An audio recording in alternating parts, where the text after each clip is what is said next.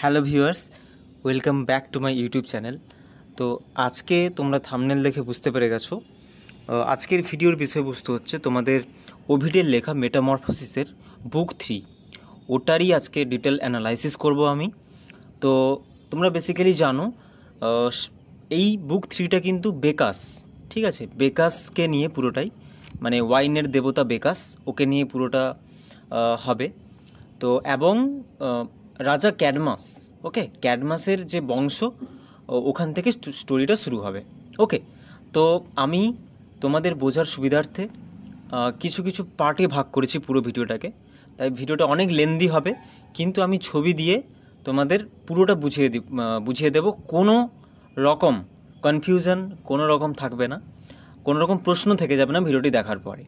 ওকে, তো আমি প্রথমত আলোচনা করব, ইন্ট্রোডাকশান দিয়ে শুরু করব, ওভিডের ইন্ট্রোডাকশান দেবো, মেটামরফিসের ইন্ট্রোডাকশান দিব, তারপরে নেক্সট আমি কিন্তু এক একটা স্টোরিতে চলে যাব। তো একদম সবাই আমার সাথে থেকো, ভিডিওটি শেষ অবধি সাথে থেকো সবাই। আর বোঝার অসুবিধা বা কোনো কিছু হলে তোমরা কমেন্টে করো। ওকে, তো সময় নষ্ট না করে চলো শুরু করা যাক। যারা প্রথমবারের জন্য আমার চ্যানেলে আসছো সবাইকে ওয়েলকাম জানাই, এবং সবাই সাবস্ক্রাইব করে পাশে থেকো। সাজেশান সব কিছুই আনবো, তোমাদের এক্সাম খুব কাছে চলে এলো, সব কিছুই নিয়ে আসবো, তোমরা সাবস্ক্রাইব করে পাশে থেকো। আচ্ছা, প্রথমে আমরা ওভিড লেখকের সম্পর্কে জেনে নেব। একটা গল্প, স্টোরি, নভেল যাই পড়ি না কেন আমরা তার লেখককে জানা জরুরি। তো তাই ওভিডের সম্পর্কে জেনে নেব। ওভিডের ফুল নেম হচ্ছে পাবলিয়াস ওভিডাস নাসো। ওকে, বার্থ জন্মেছেন এবং মারা গেছেন 43 BC-তে, আর মারা গেছেন 17 AD-তে। বিসি মানে হচ্ছে বিফোর ক্রাইস্ট। ওকে, যিশু খ্রিস্টের জন্মের আগে, ওটাকে বিসি। আর এডি হচ্ছে অ্যানে ডোমিনি, মানে তার পরবর্তী সময়, খ্রিস্ট জন্মের পরবর্তী সময়। ওকে, তো অরিজিন, ইনি রোমান পোয়েট আমরা জানি, যিনি কিনা অগাস্টাস সিজারের যে রাজত্বকালে এনার লেখালেখি বা ইনি জীবিত ছিলেন মূলত এই টাইমে। এইবারে একটা ব্যাপার আমি বলে রাখি, ইনি যেহেতু রোমান ছিলেন, তো আমরা এই মেটামরফোসিস ওভিডের পুরোটাই কিন্তু রোমান মাইথোলজি এবং গ্রিক মাইথোলজির কিছু মিল পাবো। মানে কেমন, অ্যাকচুয়ালি রোমান মিথোলজি আর গ্রিক মাইথোলজি পুরোটাই সেম বলতে ওদের গড একই, দেবতাগুলো একই। যেমন গ্রিক মাইথোলজিতে জিউস, সেই রোমান মাইথোলজিতে কিন্তু জুপিটার। ওকে, যেমন রোমান মাইথোলজিতে যে হচ্ছে তোমার জুনো, সে কিন্তু গ্রিক মাইথোলজিতে হেরা। এই জিনিসগুলো কনফিউশন অনেক জায়গায় হয়, তোমরা জুপিটার লিখলেও সেম, জিউস লিখলেও সেম, কোনো ভুল নয়। তো অনেক জায়গায় এক জায়গায় জিউস লিখছে, এক জায়গায় জুপিটার লিখছে, তোমরা হয়তো ভ্যাবার জায়গায় খেয়ে যাচ্ছ। ওটা কোনো ব্যাপার নয়, ওটা একই দেবতা, বোঝা গেছে? তো যেহেতু ইনি খুব প্যাশনেট ছিলেন মাইথোলজির প্রতি, তাই রোমান মাইথোলজি না থেকে বেশি গ্রিকের মাইথোলজিটাকে তিনি মেটামরফোসিসে দিয়েছেন। ওকে, আশা করি বোঝা গেছে। নেক্সট আমরা মেটামরফোসিসের সম্পর্কে জেনে নেব। কত সালে লেখা হয়েছে? 8 AD-তে, ল্যাটিনে লেখা হয়েছে। টাইপ কেমন? আমরা জানি narrative poem, epic, anti epic বা মক এপিক। যেটা আমরা মক এপিক মানে তোমরা বুঝতেই পারছো, ওই যে রেপ অফ দ্য লক পোপের, তো ওই রকম ন্যারেটিভ পোয়েম, বুঝতেই পারছো। আর হচ্ছে সোর্স হচ্ছে গ্রিক মাইথোলজি। অ্যাকচুয়ালি দুটো সোর্স হচ্ছে, এই যে আমি লিখে দিয়েছি, অর্নিথোজোনিয়া এটা একটা, আর এটা হচ্ছে হেটেরোমিনা। তো এই দুটো গ্রিক বুক, এই দুটো থেকেই কিন্তু বেসিক্যালি ইনি আইডিয়াটা পান, ঠিক আছে? আচ্ছা, এবার হচ্ছে ওভিডের কিছু ইম্পর্ট্যান্ট ওয়ার্কস। ওকে, হিরোইডস, অ্যামোরেস, তারপরে হচ্ছে আর্টস, অ্যামাসোরিয়া বা অ্যামাটোরিয়া, এগুলো তো রোমান বা গ্রিক লেখা, তো এগুলোর টিটা কোথাও এস উচ্চারণ হয়, আবার কোথাও টি থেকে যায়, ঠিক আছে? তারপরে হচ্ছে মেটামরফোসিস, যেটা ট্রান্সফরমেশন আমরা বলে। তো স্টাইল কেমন? Actually he emphasises subjectivity and personal emotion over traditional militaristic and public goals. Okay, তো বুঝতে পারছো ওনার লেখার স্টাইল কেমন। কম্পোজিশন, ওভিড হচ্ছে 15 বুকসকে নিয়ে ওভিড লেখা। ওভার 250 মিথস, 250টারও বেশি মিথ রয়েছে, এবং লাইন কত? 11,995 লাইনের এই বই। It is composed in dactylic hexameter, তোমরা জানো যে বেসিক্যালি এই যে ন্যারেটিভ পোয়েমগুলো এপিক, এগুলো কিন্তু এই ডেকটাইল হেক্সামিটারে লেখা। এগুলো হচ্ছে প্রোসোডি, তোমরা জানো প্রোসোডি। তো এই যে ফরম্যাট রাইম মিটার এইসব থাকে, এটা কিন্তু ডেকটাইল হেক্সামিটারে লেখা। যেমন তোমাদের ইলিয়াড, ওডিসি এগুলো কিন্তু এই ফরম্যাটেই লেখা। ওকে, নেক্সট হচ্ছে থিম। কী থিম না metamorphosis or transformation is unifying theme of the book. আমরা বুঝতেই পারবো মেটামরফোসিস কথার অর্থটা হচ্ছে ট্রান্সফরমেশন, মানে কি অ্যাকচুয়ালি কী হচ্ছে, কোনো একটা মানুষ ধরো ছাগলে পরিণত হচ্ছে, এই যে পরিবর্তন হওয়া মেটামরফোসিস হচ্ছে। নেক্সট কোনো একটা মানুষ ধরো ফুলে পরিণত হয়ে যাচ্ছে। ওকে, কোনো একটা মানুষের একটা অবজেক্ট আছেন, উনি আলাদা অবজেক্টে পরিণত হয়ে যাচ্ছেন, বা একটা নিজের যে অবস্থান একটা আছে উনি আলাদা হয়ে যাচ্ছেন। তো বেসিক্যালি এই জিনিসটাই কিন্তু ফোকাস করছে। Ovid raises its significance in the opening lines of the poem. Opening লাইনেই উনি বলেছেন, উনি বেসিক্যালি রোমান ইয়েতে একটা লিখেছেন, ওটার ইংলিশ তর্জমা করলে এমন হয়, I intend to speak of forms change into new entities. মানে তোমরা বুঝতেই পারছো একটা ট্রান্সফরমেশন হবে, ওনার কথাই বেসিক্যালি বলছেন। Apart from this we find mutability, love, violence, artistry and power. এই থিমগুলোকে কিন্তু পুরো বইটা তোমার কভার করছে। ওকে, এইবারে আমরা প্রথম স্টোরিতে চলে যাব। আমি তোমাদের বোঝার সুবিধার্থে কিছু স্টোরি ভাগ করে নিয়েছি। মোট 7টা স্টোরি আছে, এই সিঙ্গেল ভিডিওতেই আছে, তোমরা পুরোটা দেখো, সব বুঝতে পেরে যাবে। ওকে, তো প্রথম স্টোরি আমি নাম দিয়েছি দ্য স্টোরি অফ ক্যাডমাস, যিনি কিনা থিবস বা থেবস নগরীর প্রতিষ্ঠাতা। ওকে, তো আমরা কোন কোন চরিত্র পাবো? এগেনর পাবো, যিনি হচ্ছেন ক্যাডমাসের বাবা। ইউরোপা পাবো, ক্যাডমাসের বোন। জুপিটারকে বুল ডিসগাইজ হিসাবে পাবো, ছদ্মবেশ হিসাবে, একটা ষাঁড়ের ছদ্মবেশ ধারণ করে থাকবে, তিনি কিন্তু জুপিটার। প্রথমে আমি বললাম গ্রিকে জিউস এবং রোমান মাইথোলজিতে জুপিটার, তাই সেম জিউস জুপিটার সেম লোক। ওকে, নেক্সট অবশ্যই যেহেতু ক্যাডমাসের স্টোরি, আমরা ক্যাডমাসকে পাবো। অ্যাপোলো, সানগড অ্যাপোলোকে পাবো। তারপর হচ্ছে নেক্সট দ্য সারপেন্ট বা ড্রাগনকে পাবো। এবারে তোমরা এটা জানো যে অ্যাকচুয়ালি সারপেন্ট মানে হচ্ছে সাপ, এবং ড্রাগন মানে যারা ওই মুখ দিয়ে আগুন বের করে। তো অ্যাকচুয়ালি বেসিক্যালি এটা একটাই, মানে সাপ, তার দেহটা সাপ আর মুখটা হচ্ছে ড্রাগন টাইপের, ওরকম একটা প্রাণীকে বোঝানো হচ্ছে। এবং নেক্সট হচ্ছে মিনার্ভাকে দেখতে পাবো। ওকে, তো এটাই, এবং সময় নষ্ট না করে চলো স্টোরিতে। এই স্টোরিটা এইভাবে শুরু হচ্ছে, জুপিটার যে কিনা একটা সুন্দর ষাঁড় সেজে ইউরোপা, মানে তোমরা ছবিতে দেখতে পাচ্ছ ষাঁড়টার উপরে যে বসছে হচ্ছে ইউরোপাকে অ্যাট্রাক্ট করছে। ওকে, এবং ইউরোপা অ্যাট্রাক্ট হচ্ছে এবং এরা কিন্তু পালিয়ে যাচ্ছে, মানে জুপিটার বুল সেজে ইউরোপাকে নিয়ে চলে যাচ্ছে। ওকে, এইবারে এখানে আসছে অ্যাগেনিয়র। ওকে, সে কে? এই যে আমি আগেই বললাম অ্যাগেনর হচ্ছে ক্যাডমাসের বাবা। অ্যাগেনর অনেক খুঁজছে কাকে? ইউরোপাকে, কিন্তু কোনো মতেই খুঁজে পাচ্ছে না। সে তখন তার যে ছেলে, তার ছেলেকে ক্যাডমাস, এই যে ক্যাডমাসের বাবা ক্যাডমাসকে দায়িত্ব দিচ্ছে যে তুমি ইউরোপাকে খুঁজে আনো, আর যতক্ষণ না খুঁজে পাচ্ছ ততক্ষণ বাড়ি ফিরবে না। তো এটা একটা টেনশনে পড়ে গেল এটা শুনে ক্যাডমাস, যে বড় একটা দায়িত্ব। ওকে, এইবারে ব্যাপার হচ্ছে ক্যাডমাস অনেকক্ষণ খুঁজেছে, কিন্তু সে পেল না, সে ইউরোপাকে খুঁজে পেল না। কেন পেল না? জিউস অপহরণ করেছে, অ্যাবডাক্ট করেছে ইউরোপাকে। স্বাভাবিকভাবে পাবে কী করে? পাবে না। তো যেহেতু তার বাবার কথা মতো সে বাড়ি না ফিরে কোথায় গেল? সানগড অ্যাপোলো।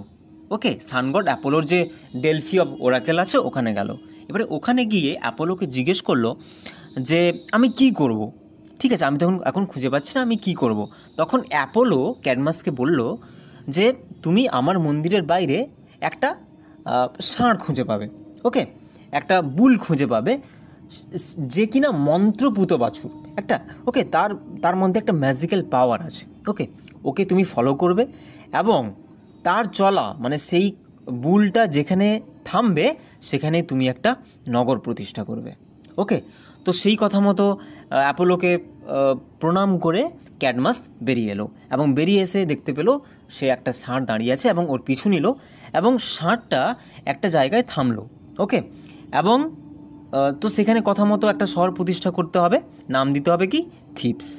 ওকে, এইবারে প্রশ্ন হলো ক্যাডমাসের সাথে অনেকেই ছিল, যেহেতু তার বোনকে খুঁজতে গেছে ইউরোপাকে, তার সাথে অনেকেই আছে। তো স্বাভাবিকভাবে তাদের জল তৃষ্ণা পেয়েছিল, অনেকটা দূরত্ব অতিক্রম করে তারা পৌঁছেছে ওখানে। তাই ক্যাডমাসের ওই যে সঙ্গীরা যখন জলপান করতে গেছিলো একটা গুহাতে, তারপরে অনেকক্ষণ হয়ে গেছিলো, ওরা কিন্তু ফিরে আসছিল না। তো এইটা দেখে যখন ক্যাডমাস ওই গুহাতে যায়, তখন দেখতে পায় ওই গুহাতে একটা বড় সার্পেন্ট বা ড্রাগন একটা আছে, সে সবাইকে খেয়ে নিয়েছে। তো ক্যাডমাসের সাথে অনেকক্ষণ ওই সার্পেন্টের লড়াই চলে, এবং শেষমেশ কি হয়, ক্যাডমাস কিন্তু ওই ড্রাগনটাকে হত্যা করে। আমি ছবি দিয়েছি, তোমরা দেখতেই পাচ্ছ, হত্যা করে।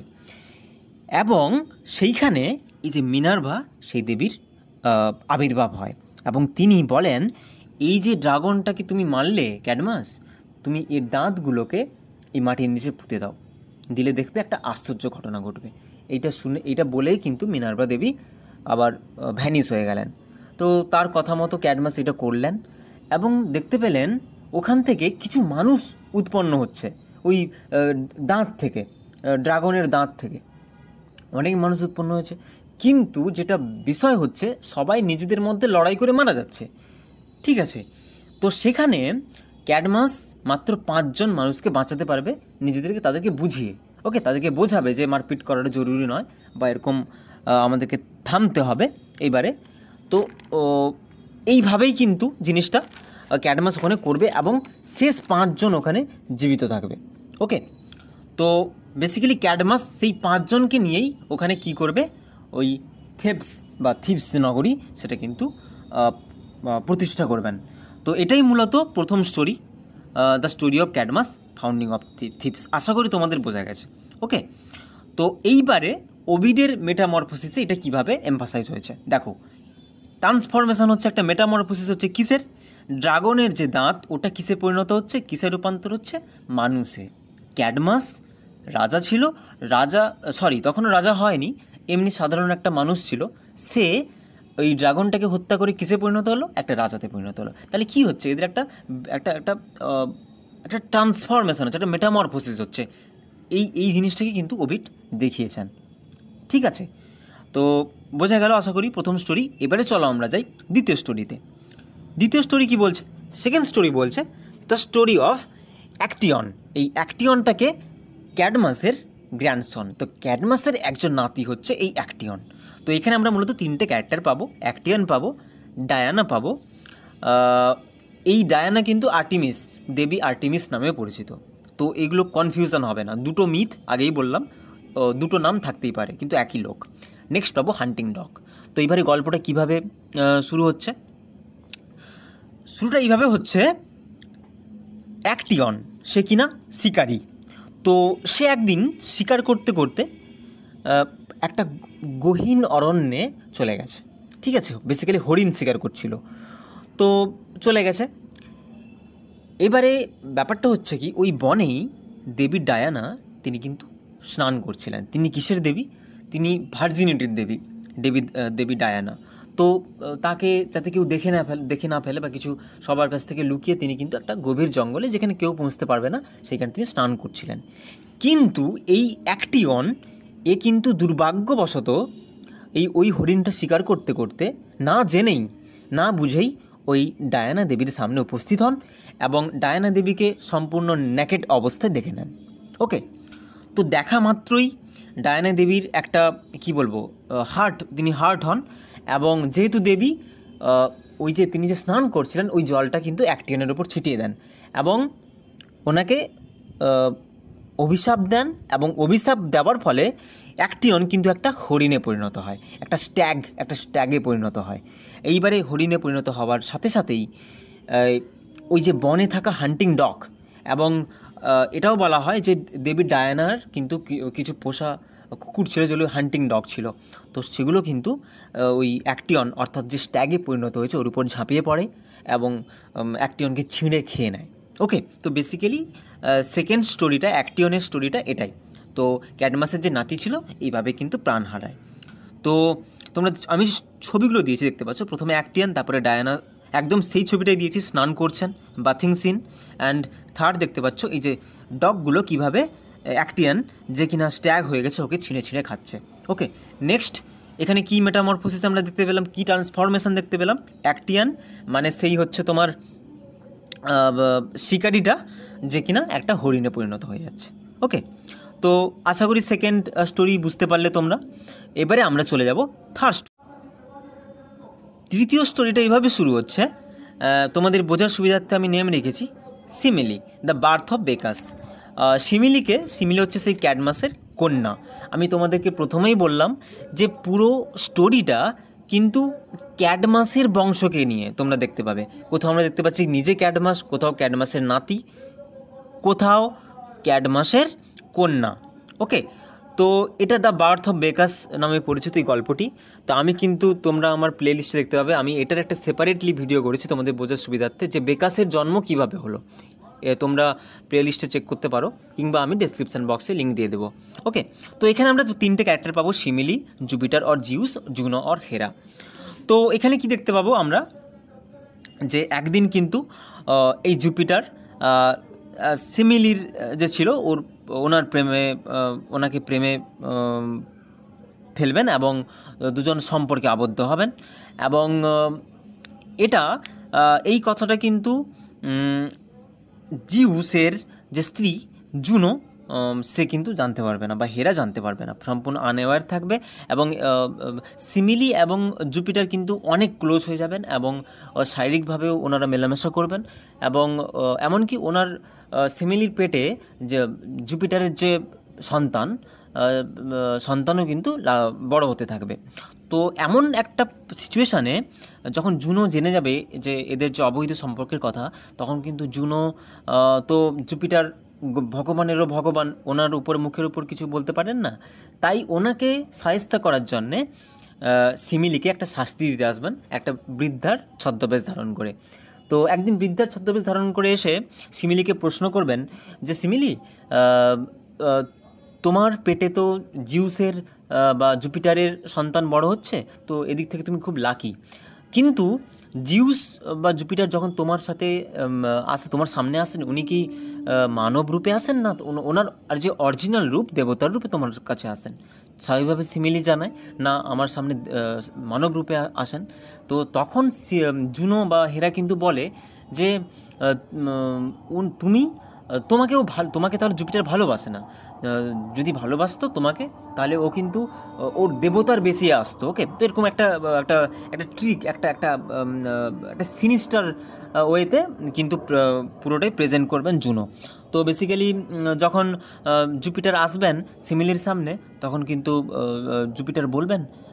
জুপিটারকে বলবেন সিমিলি যে আপনি আমার সামনে মানব রূপে আসেন কেন, আমার সামনে কিন্তু আপনি ভগবানের বা আপনার যে অরিজিনাল রূপ সেটা ধারণ করেন না।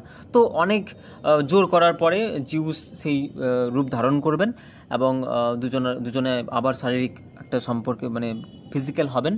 এবং তারপরে কি হবে, স্বাভাবিকভাবে একটা দেবতার যে একটা পাওয়ার, ওর কাছে তো মানুষ কিছুই না, একটা পুড়ে ছাই হয়ে যাবে। তো স্বাভাবিকভাবে একটা যে অতিমানবীয় একটা ব্যাপার, সেটা কিন্তু সিমিলি সহ্য করতে পারবেন না, এবং সেইখানেই উনি ওনার প্রাণ ত্যাগ করবেন। তো এটাই ছিল স্টোরি। তারপরে যে তার পেটে যে সন্তানটি ছিল, ওটাকে জিউস ওটাকে মানে ওই সন্তানকে তিনি ওনার থাইতে ওনার প্রাণ প্রতিষ্ঠা করবেন, থাই থেকে, মানে যেটাকে উরু বলে বা জঙ্ঘা বলে, ওখান থেকে, এবং নাম দিবেন বেকাস বা ডাইনোসিয়াস বা ডাইনোসাস, তোমরা যা বলতে পারো। তো বেসিক্যালি বেকাসের জন্ম কিন্তু এটাই। ওকে, তো এইখানে আমরা ওভিডের কী মেটামরফোসিস দেখতে পাচ্ছি, কি হচ্ছে এই দেখো, এখানে কিন্তু বেকাসের জন্মটা কী থেকে হচ্ছে, থাই থেকে জন্ম হচ্ছে। এটা কিন্তু একটা মেটামরফোসিস হচ্ছে, বেকাসের জন্মটা হচ্ছে থাই থেকে, এটা একটা ট্রান্সফরমেশন হচ্ছে বেকাসের। একটা যে ভ্রূণ থেকে সে হচ্ছে একটা বেবিতে পরিণত হচ্ছে, এবং মাদার থেকে নয়, থাই থেকে। আশা করি বোঝা যাচ্ছে জিনিসগুলো। ওকে, এরপরে ফোর্থ স্টোরিতে চলে যাব, যেটা কিনা সবচেয়ে ইন্টারেস্টিং স্টোরি। ঠিক আছে, তো তোমাদের যদি কিছু প্রশ্ন আসছে তোমরা আমাকে কমেন্ট করো। ওকে, তো আশা করি তোমরা বুঝতে পারছো। এবারে 4 নম্বর গল্পে চলে যাব, যার আমি নেম দিয়েছি, শিরোনাম দিয়েছি দ্য স্টোরি অফ টাইরেসিয়াস। তো বেসিক্যালি এখানে আমরা তিনজনকে পাবো, সেম জুনোকে পাবো, জুপিটারকে পাবো এবং টাইরেসিয়াসকে পাবো। তো গল্পে ঢোকার আগে আমাকে একটা পাস্ট ইভেন্ট তোমাদের বলতে হবে। সেই পাস্ট ইভেন্টটা কি? এই ছবিগুলোকে দেখার দরকার নেই, আমার কথাটা মন দিয়ে শোনো। টাইরেসিয়াস, এই টাইরেসিয়াসকে না, ইনি দুটো রূপের এক্সপিরিয়েন্স ছিল। ওকে, মানে actually he has the experience of living life both as man and women. Okay, তো এটা তোমরা জেনে রাখো, তারপরে আমি গল্পে ঢুকছি। একদিন কি হচ্ছে, টাইরেসিয়াস, তোমরা দেখতে পাচ্ছ আমি ছবিতে দিয়েছি, ইনি জঙ্গল দিয়ে যাচ্ছিলেন। তো জঙ্গল দিয়ে যেতে যেতে তো উনি দেখলেন দুটো সাপ মেটিং করছে। ঠিক আছে, দেখতে পাচ্ছ দুটো সাপের আমি ছবি দিয়েছি, মেটিং করছে ওরা। এই মতাবস্থায় এই টাইরেসিয়াস কী করেছে, ওর হাতে একটা ছড়ি ছিল, ও কিন্তু ওদেরকে খুঁচে দিয়েছে। এবারে মিটিং করা অবস্থায় খুঁচে দিয়েছে, মানে একটু ডিস্টার্ব করে দিয়েছে ওদেরকে। তো স্বাভাবিকভাবে ওরা একটু ইতস্তত বোধ করেছে এবং খুব রেগে গেছে। তো তোমরা বেসিক্যালি গল্প হিসেবে নাও, ঠিক আছে?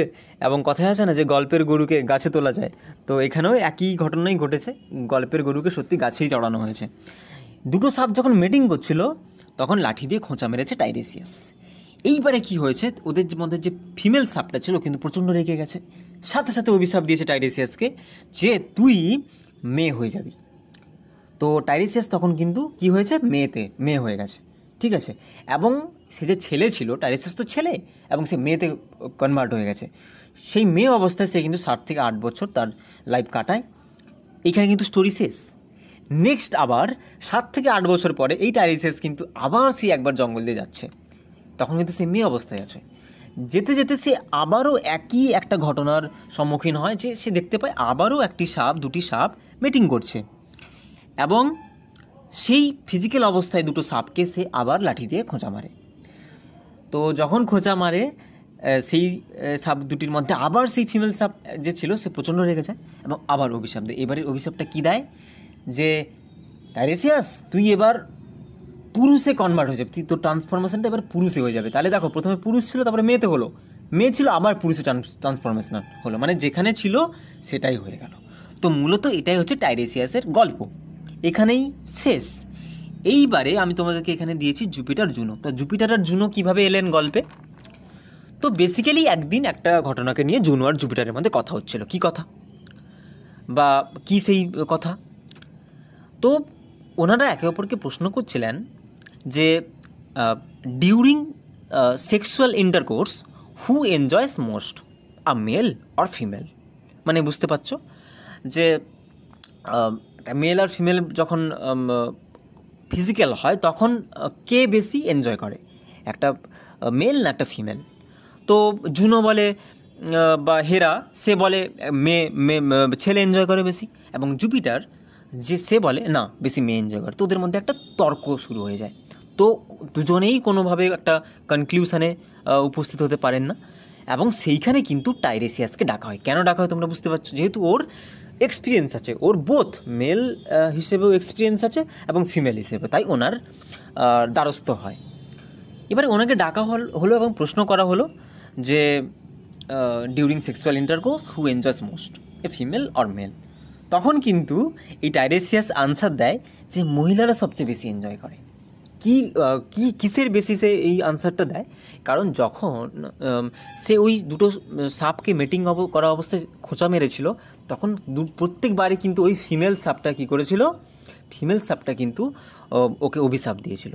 তাই ওখান থেকে বোঝা যায় সবচেয়ে বেশি ডিস্টার্ব বা সবচেয়ে বেশি ওখানে যে খারাপ লাগা সেটা কিন্তু কার হয়েছিল, তোমার ওই ফিমেল সাপটার হয়েছিল, তাই না?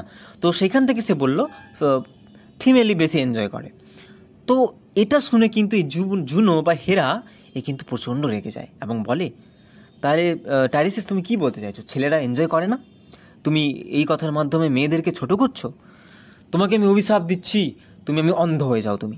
তাহলে দেখো কি হলো, এখানে আবার এই টাইরেসিস একে আবার অন্ধ করে দিল জুনো। তো এই ব্যাপারটা হয়ে গেছে সেই মন্দিরের ঘন্টার মতো টাইরেসিসের ব্যাপারটা, তাই না? যে আসছে বাজিয়ে দিয়ে চলে যাচ্ছে। এ তো সাপকে দেখেছে জঙ্গলে, এ খুঁচে দিয়েছে, একে অভিশাপ দিয়ে দিচ্ছে। এখানে এরাই ডেকেছে ডাকলো এদের সমস্যার সমাধান করার জন্য, উল্টা আমাকে অভিশাপ দিয়ে দিল। তো টাইরেসিস একটা মহা মুশকিলে পড়ে গেছে, তো এখন অন্ধ হয়ে গেছে। তো সামহাউ জুপিটার সেইখানে কি করলেন, জুপিটার তো হেরার দেওয়া অভিশাপ ফিরিয়ে আনতে পারেন না, তাই উনি একটু সিম্প্যাথি দেখিয়ে কি করলেন, উনি বললেন টাইরেসিয়াসকে যে আমি তোমাকে একটা আশীর্বাদ দিচ্ছি, বা একটা আমি তোমার মধ্যে একটা পাওয়ার দিচ্ছি, তুমি ভবিষ্যৎ বক্তা হবে। তোমার মতো প্রফেট এই চত্বরে কেউ হবে না, তুমি সর্বশ্রেষ্ঠা, মানে গোটা দুনিয়ার লোক তোমার কাছে ভবিষ্যৎবাণী করতে আসবে। তো এটাই টাইরেসিস অবশেষে এই বরদানটা নিয়েই বাড়ি ফেরে, এবং এটুকুই ছিল। তো তোমরা যদি একটু মনে করো, তোমরা মনে মনে ভাবো দেখি যে এই টাইরেসিয়াসের গল্প তোমরা আর কোথায় পড়েছো। আমি 2 সেকেন্ড সময় দিচ্ছি, মাথায় আনো। হ্যাঁ, তোমরা ঠিক ধরেছো। বেসিক্যালি এই টাইরেসিয়াস হচ্ছে ইডিপাস রেক্সে, অ্যাকচুয়ালি মনে পড়ছো ইডিপাসের বাবা মা, ওনারা যে ভবিষ্যৎবাণী করতে যাবেন এই টাইরেসিয়াসের কিন্তু কাছেই কিন্তু করতে যাবেন, তাই না? এই টাইরেসিয়াসই বলে দেবে যে তোমার সন্তান তোমার মানে বাবাকে খুন করবে এবং মাকে বিয়ে করবে, তাই না? এই যে প্রফেট, তিনি কিন্তু এই টাইরেসিয়াসই। ওকে, তো আমরা এখানে কিন্তু এই টাইরেসিয়াসের গল্পটা জানতে পারলাম। তো এখানে ওভিডের মেটামরফোসিসে কি ট্রান্সফরমেশন আমরা খুঁজে পেলাম। বেসিক্যালি টাইরেসিয়াস কি হচ্ছে, প্রথমে ছেলে হলো, মানে এটা একটা ট্রান্সফরমেশন হলো, ছেলে থেকে এগেন মেয়ে হলো, এটা একটা ট্রান্সফরমেশন হলো, আমরা জানি। তো তারপরে কি হলো, শেষে একজন অন্ধ ভবিষ্যদ্রষ্টা হলেন, তো এটাও একটা মেটামরফোসিস হলো। তাহলে পুরো এন্টায়ার স্টোরিতে কিন্তু টাইরেসিয়াসের একটা মেটামরফোসিস আমরা দেখলাম। তো আশা করি বোঝাতে পারলাম। এরপরে আমরা চলে যাব নেক্সট ভিডিওতে। এইবারে আমি 5ম স্টোরি তোমাদের রেখেছি, নাম দিয়েছি যা স্টোরি অফ নার্সিসাস। অ্যাকচুয়ালি এটা হচ্ছে টাইরেসিয়াসের ফার্স্ট প্রেডিকশান। তো আগের স্টোরিতে আমরা বুঝতেই পারলাম যে জিউস টাইরেসিয়াসকে একটা বরদান দিলেন যে তুমি ভবিষ্যৎ বলতে পারবে। তো সেটার পরেই কিন্তু টাইরেসিয়াস প্রথম প্রেডিকশান করছে, প্রথম ভবিষ্যৎবাণী করছে। ঠিক আছে, তো এখানে আমরা ক্যারেক্টার পাবো, টাইরেসিয়াসকে পাবো, ইকোকে পাবো, নার্সিসাসকে পাবো। তো আমরা জেনে নিই টাইরেসিয়াস কী ভবিষ্যৎবাণী করলো। তো এর আগে আমাদের একটু আগে যেতে হবে। আগে মানে কোথায়? নার্সিসাস একজন প্রচণ্ড দেখতে সুন্দর একজন মেল একজন ফিগার ছিল। অ্যাকচুয়ালি নার্সিসাসের মা নার্সিসাসকে জন্ম দেওয়ার পরে ভবিষ্যৎবাণী করতে যান টাইরেসিয়াসের কাছে, যে জানতে চান যে আমার তো ছেলে এত সুন্দর, এত বিউটিফুল, তো আমি এর ভবিষ্যৎ সম্পর্কে জানতে চাই। তো সেইখানে কিন্তু টাইরেসিয়াস বলে নার্সিসাস ততদিন বেঁচে থাকবে যতদিন না পর্যন্ত সে নিজেকে চিনতে পারবে না। অর্থাৎ এর মানে কি, যেদিন থেকে সে নিজেকে চিনে নেবে সেদিনই তার মৃত্যু ঘটবে। বোঝা গেল? তো এটা ছিল প্রেডিকশান। এবারে আমরা গল্পে চলে যাব। না, আগেই বললাম নার্সিসাস অতীব সুন্দর একজন যুবক। তো ইকো বলে একটা ক্যারেক্টার ছিল, এই ইকো কিন্তু এর প্রেমে পড়ে যাবে। কার প্রেমে? নার্সিসাসের, এবং ওকে প্রপোজ করবে। নার্সিসাসের একটু সেলফ লাভ ছিল, তাই ওকে পাত্তা দেবে না। শুধু ইকোকে নয়, এর আগে অনেক সেরকম ফিমেল ইয়েকে ও কিন্তু নার্সিসাস পাত্তা দেয়নি, কারণ নিজে এত সুন্দর ছিল বলে, তার যে সুন্দরের তার ঘমন্ড ছিল, তো স্বাভাবিকভাবে পাত্তা দেয়নি। তো একদিন কি হবে, এবারে আমি ইকোর কথাটা বলি। ইকোকে যখন পাত্তা দেয়নি, ইকো কী হবে, ইকো সেই কষ্টে দুঃখে সে কিন্তু মারা যাবে। ইকোর যে কি বলে শরীরের আমরা দেখতে পাবো, মানে শরীর শুকিয়ে শেষ হয়ে যাবে, এবং ইকোর শুধু শেষে যে প্রতিধ্বনি না বলে সেটা থেকে যাবে। তাই ইংরেজিতে ইকো একটা শব্দ আছে, ইকো মানেই তো প্রতিধ্বনি। তো অ্যাকচুয়ালি এই যে ইকো কথাটা ওইখান থেকে এসছে, এই ক্যারেক্টার থেকে এসছে। বেসিক্যালি মাইথোলজিগুলো তোমরা ওভিড আছে, মেটামরফোসিস পড়ছো, সেই হিসাবে পড়ো না, অনেক কিছু জানার আছে। এই মাইথোলজিগুলো এক একটা খাজানা। তো এটা একটা স্টোরি পেলে তোমরা। এই ইকো প্রতিধ্বনি, এটা আসলে কি?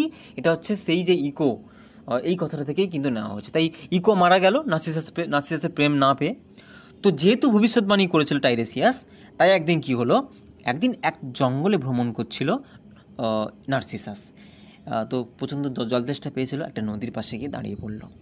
তো যখনই জল খাবে ঝুঁকলো, সেখানে কি হলো, সেখানে কিন্তু নদীর পাড়ে সে নিজের প্রতিচ্ছবি দেখতে পেল। তো নিজের প্রতিচ্ছবি দেখে নিজের প্রেমে পড়ে গেল সে, মানে কে? সে নার্সিসাস। এবং সেখানেই বসে থাকলো, মনে প্রাণে সেই নিজের প্রতিচ্ছবিকে দেখতে থাকলো, খাওয়া দাওয়া সব ভুলে গেল, এবং স্বাভাবিকভাবে সে বসেই আছেই তো বসে আছে, নার্সিসাস কোনো মতেই উঠছে না। তো না খেতে পেয়ে না হয়ে কিন্তু সে একদিন তার প্রাণ বিয়োগ হতে থাকলো। সে একদিন ওইখানেই বসে বসে নার্সিসাস মারা গেল এবং শেষে ডেড বডিতে পরিণত হলো নার্সিসাস। তো এখানেই কিন্তু নার্সিসাসের মৃত্যু হলো। এইবারে যেটা বলার, এটা তোমাদের জানার জন্য বলে রাখছি, যারা একটু নিজেদেরকে প্রচণ্ড ভালোবাসে, দেখবে ভালো, আমরা সবাই ভালোবাসি তাই না, তাই তো আমরা সেলফি তুলি একটু মুখ টুক বাঁকিয়ে, বা একটু কী বলে ওটাকে সেলফি, যে কী বলে বিউটি ক্যাম্প বা কিছু একটু ফিল্টার ইউজ করে আমরা নিজেদের বেস্টটা আমরা কীভাবে কতটা আমরা প্রেজেন্ট করতে পারি, আমরা সবসময় এটাই দেখাতে থাকি। তো এইটাকে কিন্তু বলে নার্সিসিজম। ওকে, তো যারা অত্যধিক সেলফ লাভ, নিজেদেরকে অত্যধিক ভালোবাসে, তাদেরকে কিন্তু নার্সিসিস্টও বলা হয়। তো এটা মনে রাখবে, নার্সিসিস্ট, এই নার্সিসাস থেকে নার্সিসিস্ট ইউজ করা হয়। তো নার্সিসাস এতটাই সেলফ লাভ ওর ছিল, সে তার কিন্তু কি হলো যে তার শেষে মৃত্যু হলো। এইবারে আমরা জেনে নেব এখানে ওভিডের কী মেটামরফোসিস হলো। আমি আগে কি বললাম যে একটা ডেড বডিতে পরিণত হলো নার্সিসাস, ওখান থেকে নার্সিসাসের ডেড বডি থেকে কিছুদিন পরে একটা গাছ জন্মালো, একটা অর্কিড জন্মালো, ওয়াইল্ড অর্কিড, যেটা থেকে একটা বিউটিফুল ফ্লাওয়ার হলো। তোমরা স্ক্রিনেই আমি ছবি দিয়ে দেখতে পাচ্ছ, এই ফুলটার নাম হয়ে গেল নার্সিসাস ফ্লাওয়ার। বোঝা গেছে? কি সুন্দর মাইথোলজি, দেখো কি সুন্দর গল্পগুলো, তাই না? তাহলে নার্সিসাসের ডেড বডি থেকে নার্সিসাস ফ্লাওয়ার হয়ে গেল। ঠিক আছে, বোঝাতে পারলাম আশা করি। তো এটাই মূলত ছিল নার্সিসাসের স্টোরি। তোমাদের এক্সামে কি প্রশ্ন আসবে এবার তোমাদের মাথায় আসছে, তাই তো? প্রশ্ন কিছুই আসবে না যে নার্সিসাস নিজের প্রেমে কেন পড়েছিল, বা টাইরেসিয়াসের ফার্স্ট প্রেডিকশান কী ছিল, নার্সিসাসের মৃত্যু কিভাবে হলো, তো নার্সিসাসের ডেড বডির পর তার কী হলো, এগুলো তো নিজেকে লিখতে হবে। যদি তোমরা লিটারেচারের স্টুডেন্ট, এই যে নোট মুখস্থ করা ওইসবের বাইরেও জিনিসগুলোকে এক্সপ্লোর করো। Literature is sometime its area vast. Okay, এর যে ডানা, এটা মানে প্রচণ্ড দূরবিস্তৃত। যত একে পড়বে, যত অ্যাঙ্গেল থেকে তুমি বুঝবে, এর তত দিক বেরোবে। ওকে, তো এটাই ছিল মূলত নার্সিসাসের স্টোরি। আমরা নেক্সট স্টোরি, অর্থাৎ ষষ্ঠ যে স্টোরি রয়েছে ওটাই চলে যাবো। ওটা হচ্ছে the story of Acoetes and the Lydian soldier. Lydian soldier কারা না, লিডিয়া দেশের যে সোলজার, যেমন আমাদের ইন্ডিয়া দেশের আর্মি, সেরকম লিডিয়া একটা জায়গা, ওখানকারই সোলজার। অ্যাকুইটিসকে আমরা দেখতে পাবো। সিম্পল গল্প জানার আগে তোমরা জানো ইনি একজন জাহাজের মেম্বার। এবং বেকাস, ওই আমাদের পুরনো যে মদের দেবতা বেকাস ফিরে আসছে এখানে। তো বেকাস, এনাদেরকে নিয়েই মূলত এই স্টোরিটা। তো গল্পটা কীভাবে শুরু হচ্ছে, একটা জাহাজ আছে, ওখানে লিডিয়ান সোলজাররা আছে, অ্যাকুইটিস আছে এবং বেকাস আছে। এইবারে ওই লিডিয়ান সোলজাররা কী করেছে, এই বেকাস তখন একটা সুন্দর ফুটফুটে একটা ছেলে, তাকে কিন্তু ওরা সামহাও একটা জায়গা থেকে পেয়েছে এবং ওই জাহাজে ওকে কিডন্যাপ করে নিয়েছে। কিডন্যাপ করে নেওয়ার পরে ওই লিডিয়ান সোলজারদের যে মতলব কিন্তু ভালো ছিল না, ওরা ওই বেকাসকে ফিজিক্যালি মেন্টালি একটা অ্যাবিউজ, একটা টর্চার করতে চাইছে, এটা কিন্তু বোঝা যাচ্ছে। সেইখানে কিন্তু ওই অ্যাকুইটিস ছিল যে কিন্তু বুঝতে পারে যে প্রথম থেকেই কিন্তু লিডিয়ান সোলজারদের একটা বিপক্ষে যায়। তো ওই বাচ্চাটিকে বাঁচানোর চেষ্টা করে অ্যাকুইটিস, বাচ্চাটিকে মানে বেকাসকে। যখনই বাচ্চাটিকে বাঁচাতে যায় তখন কিন্তু ওই যে অ্যাকুইটিসকে বন্দি করে দেয় লিডিয়ান সোলজাররা। বোঝা গেছে? তো এই পরিস্থিতিতে কি করে বেকাস, তার যে পাওয়ার সে কিন্তু দেখায়। কিভাবে দেখায়? এই লিডিয়ান সোলজারদেরকে ডলফিনে পরিণত করে দেয়। ডলফিনে পরিণত করে সব সমুদ্রে পাঠিয়ে দেয়। ঠিক আছে, দিয়ে সে অ্যাকচুয়ালি নিজেকে সেখান থেকে মুক্তি করে এবং তার যে অ্যাকুইটিস, যেখানে তাকে বাঁচাতে চেষ্টা করেছিল, তাকে ওই বন্দি থেকে মুক্ত করে। এরপরে কি হচ্ছে, অ্যাকচুয়ালি এইটা কি হচ্ছে বলো তো, এটা অ্যাকচুয়ালি বেকাস যে নিজেকে প্রতিষ্ঠা করছে। অ্যাকচুয়ালি ওভিড মেটামরফোসিস বুক 3 কিন্তু বেকাসকে নিয়ে। তো বেকাস কিভাবে নিজেকে প্রতিষ্ঠা করছে এইখানে আমরা কিন্তু শেষের দিকে দেখতে পাচ্ছি। তো বেকাস নিজেকে প্রতিষ্ঠা করছে দেবতা রূপে, এবং যেহেতু এই অ্যাকুইটিস তাকে বাঁচানোর চেষ্টা করেছিল, একজন নর্মাল মানুষ ছিল, তাকে কিন্তু তাকে কিন্তু পূজারী হিসেবে মেনে নিচ্ছে এবং পূজারী হিসেবে তাকে ঘোষণা করছে যে তুমি আমার আজকে থেকে পূজারী, এবং নিজেকে দেবতা হিসেবে প্রতিষ্ঠা করছে। ঠিক আছে, তো আশা করি বোঝা গেল। এই যে তোমার আমি ছবিটা দিয়েছি দেখতে পাচ্ছ, নিচে ডলফিন হয়ে গেছে। হ্যাঁ, তোমরা বলবে ডলফিনগুলো একটু আলাদা রকমের, বাট ওটা এরকমই, মানে ওরকম ডলফিনই, ঠিক আছে। আর উপরে দেখতে পাচ্ছ লিডিয়ান সোলজাররা আছে, এবং বাদবাকি কারা আছেন, বেকাস আছে এবং অ্যাকুইটিস আছে। তো এটাই মূলত স্টোরি। এইবারে এখানে মেটামরফোসিস কী হলো, দেখো লিডিয়ান সোলজাররা ডলফিনে পরিণত হয়ে গেল, এবং অ্যাকুইটিস কী হলো, অ্যাকুইটিস প্রিয়েস্ট হয়ে গেল, বা আমরা বলতে পারি, আমি একটা পয়েন্ট লিখিনি, বেকাস কী হয়ে গেল, বেকাস নিজে গড হয়ে গেল, দেবতা হিসেবে নিজেকে প্রতিষ্ঠা করলো। তো বেসিক্যালি যে ষষ্ঠ বুক ছিল সেটা কিন্তু এইরকমই ছিল, ঠিক আছে। এবারে আমরা আমি যে শেষ পার্টটা রেখেছি তোমাদের জন্য, সেটা হচ্ছে সপ্তম স্টোরি, যার নাম দিয়েছি দ্য স্টোরি অফ পেন্থিউস। এখানে কি হচ্ছে, বেকাস সম্পূর্ণভাবে নিজেকে কিভাবে তার যে ডমিনেন্সের মাধ্যমে কীভাবে নিজেকে গড হিসেবে প্রতিষ্ঠা করছে সেটা আমরা দেখতে পাবো। তো কী কী ক্যারেক্টার পাবো, পেন্থিউস পাবো, যিনি কিনা গ্র্যান্ডসন, ক্যাডমাসের আরেক নাতি। প্রথম নাতি কী করেছিল মনে করো, কমেন্ট সেকশনে আমাকে জানাও। হ্যাঁ, ঠিক বলেছো, প্রথম নাতি কী করেছিল, প্রথম নাতি বেসিক্যালি ওই যে অ্যাক্টিয়ন ছিল, যে কিনা ওই যে প্রিন্স ডায়ানাকে বাথিং অবস্থায় দেখে নিয়েছিল, নেকেড অবস্থায়, তাই ওকে মেরে ফেলেছিল ডায়ানা। তো এই হচ্ছে পেন্থিউস। এবং বেকাসকে দেখতে পাবো, অ্যাকুইটিস তার পূজারীকে দেখতে পাবো, এবং কাকে দেখতে পাবো, অটোনে, বা এগুলো তো কিছুটা ফ্রান্স লাগোয়া উচ্চারণ, তাই আতো উচ্চারণটা এরকম হবে, আতো। তো এনাকে এবং এনাকে। তো বেসিক্যালি পেন্থিউসের আন্ট ছিলেন এই অ্যাটোয়ান বা আতো, এবং পেন্থিউসের মম ছিলেন আগাভা। তো বেসিক্যালি এনাদেরকে আমরা দেখতে পাবো। তো গল্পটা কীভাবে শুরু হচ্ছে, অনেক দিন পরে, তখন কিন্তু ক্যাডমাস নেই, বংশ পরম্পরায় কী হয়েছে, এই ক্যাডমাসের নাতি পেন্থিউস কিন্তু থিপসের রাজা হয়ে গেছে। এইবারে যেটা সমস্যা হয়েছে, পুরো নগরবাসীকে কি বলেছেন, পুরো নগরবাসীকে কিন্তু পেন্থিউস বলেছেন, এই যে বেকাস নামের দেবতাটা আছে, এনাকে কিন্তু একে কিন্তু দেবতা হিসেবে মানতে না, ঠিক আছে। তো সবাইকে বলে দেয় যে এই একটা সেলফ অ্যারোগেন্স আছে এই কি ওয়াইনের দেবতা, একে কি ইয়ে করা যাবে, সারাদিন তো শুধু মেয়ে মত এইসব নিয়ে করে থাকে, একে দেবতা হিসাবে মানলে আমাদের যে রাজ্যটাই রসাতলে চলে যাবে। তো বেসিক্যালি পেন্থিউসের এই ধারণা ছিল, কিন্তু বেকাস চায় যে সে নিজেকেই থিপসের একটা গড হিসেবে সবাই তাকে মানুক, পুজো করুক, সেটাই চায়। তো এখানে কি হয়, বেকাস বিভিন্নভাবে মানাতে থাকে কাকে, পেন্থিউসকে, যে পুজো করার, কিন্তু এই পেন্থিউস কিন্তু রাজি হয় না। ব্যাপারটা তোমরা ঠিক কানেক্ট করতে পারছো মনসামঙ্গলের সাথে, ওই যে চাঁদ সদাগর মনসা ঠাকুরের পুজো করেনি। বেসিক্যালি আমি এটাই বলতে চাই, তোমরা নোটসে এই রেফারেন্সগুলো আনো, তোমরা ওবেডের মেটামরফোসিস লিখছো, তার সাথে যদি মনসামঙ্গলের এইটা দাও যে similar, this characters is similar like মনসামঙ্গলস চাঁদ সদাগর, ওকে। তো সে যেমন মনসা ঠাকুরকে পুজো করতে চায়নি, এখানেও ঠিক তেমনি পেন্থিউস কিন্তু বেকাসে পুজো করতে চায়নি। তাই